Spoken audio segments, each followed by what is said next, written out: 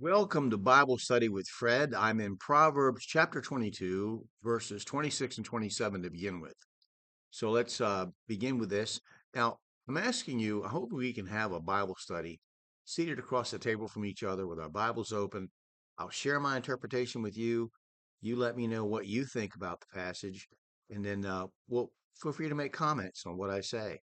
So, in any event, let's start with 26 and 27. Be not thou one of them that strike hands, or of them that are sureties for debt. If thou hast nothing to pay, why should he take away thy bed from under thee? Remember the song from the 1980s, Don't Worry, Be Happy? Ain't got no place to lay your head. Somebody came and took your bed. Don't worry, be happy. Well, Job 17:3 says, Lay down now, me in surety with thee. Who is he that will strike hands with me? Apparently, striking hands was like shaking hands in that you agreed to a deal. In this case, it is doing what God in Proverbs has repeatedly said not to, which is to guarantee someone else's debt. In the following verses, the son is told not to sleep until the debt is paid. Proverbs 6:1 to 5. My son, if thou be surety for thy friend, if thou hast stricken thy hand with a stranger, thou art snared with the words of thy mouth, thou art taken with the words of thy mouth. Do this now, my son, and deliver thyself when thou art come into the hand of thy friend. Go, humble yourself, and make sure thy friend. Give not sleep to thine eyes, nor slumber to thine eyelids. Deliver thyself as a roe from the hand of the hunter, and as a bird from the hand of the fowler. In Genesis 43:9 and 44:32, one definition of surety is a guarantee provided by one party to ensure something for another. When you go to the dictionary, it is listed as a promise on the part of one to ensure the debts of another, sort of like co-signing on a loan. This starts out telling the young man not to be surety for his friend by indebting himself to a foreigner. I would say that our mishandling of money is one of the ways we become enslaved to the world. Money is a tool and should never be your master. A simple rule here would be to never co-sign for anyone. The more complicated principle is to make sure you know the person and the situation very well before you enter into such a relationship. Truthfully, if you can't afford to loan the money to your friend, then you certainly aren't prudent or putting yourself in the hands of a stranger unknown to you, such as a bank on his behalf. A friend will feel far less concerned about letting you help pay part of his loan than he would skip on a bank payment. I would ask, is my friend a believer? Does he have a good record of being responsible with money? What does he need me? Why does he need me as surety? What are his prospects of paying the loan back?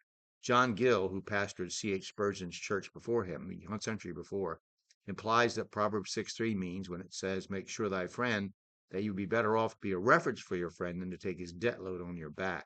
He also says not to rest until that loan that you have made yourself responsible for is paid back. However, for the Christian, Paul makes this statement about debt. Romans 13:8. Owe no man anything but to love one another. He that loveth another hath fulfilled the law.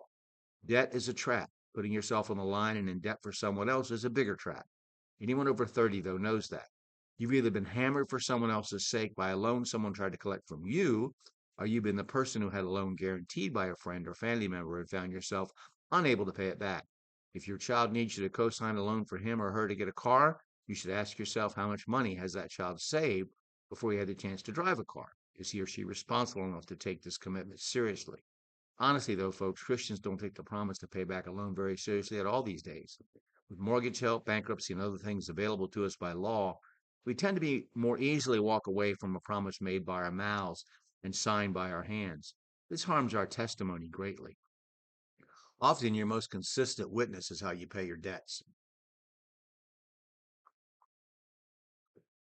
I've had Christians ask me if it was so important to tithe that you should do it even if you were too poor to pay your bills. This has been more of a case in a previous recession where people older than 50 were having a hard time getting reemployed at a living income and lost their home, cars, and hope. If you're over 50 and have a job, be thankful and keep that job no matter what a pain it is, because you might find yourself competing with a 20-year-old for the opportunity to ask if someone would like fries with their burger. But Christians can find themselves in a very desperate situation these days. Paying your debts is a very important testimony before the world. Since you can't unbreak an egg, let me just say then to younger people just starting out, don't borrow money unless you have no choice, and or if you have the possibility to make money from the money you borrow, as in starting your own business or buying a serviceable used car with which to get to work. But never, ever co-sign for anyone else unless they've proven to you that they have the capacity to pay the loan back and the track record to show that they will make every attempt to do so. Remember, banks don't as a standard practice loan money to someone based on their good name. They loan money based on certain conditions, such as place of employment, income, length of employment, current bills, and credit history. The bank isn't going to say to you or the person you've co-signed for, oh, well, the conditions under which you borrowed the money have changed. You're not employed now or making half the money you were. So we'll just give you a year or two to make a payment. No, they're still going to want their money. Proverbs 22:7. The rich ruleth over the poor, and the borrower is servant to the lender. Okay, so some things to think about. We'll stop there. I'm going to ask you to set aside time today to read your Bible, let God speak to you through His Word, and study your Bible, cross referencing the verses. In both, pray to God for wisdom and understanding, and share your interpretation with someone else. You can purchase my comments on Amazon, and I hope you do. You can read them for free on blogger.com. But if you've watched this video this far, would you please click like and subscribe or follow and share the video with someone else? Thank you.